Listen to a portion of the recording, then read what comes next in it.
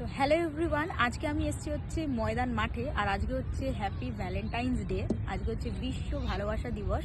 আমাকে আমাকে আমার ভালোবাসার মানুষ দিয়েছে হচ্ছে রোজ। দেখো কত সুন্দর লাগছে, একদম দা 42 এর সামনে হচ্ছে রোজ। তার সাথে ওর অনেক গিফট দিয়েছে, সেটা তোমাদেরকে আমি দেখাচ্ছি। দেখো রোজের পর দিয়েছে হচ্ছে এত সুন্দর একটা টেডি টাইপের ডল। একটা ডল আমার ভীষণ প্রিয়, সে আমাকে প্রত্যেকবারই দেয়। এই ডলটা আমাকে সে দিয়েছে।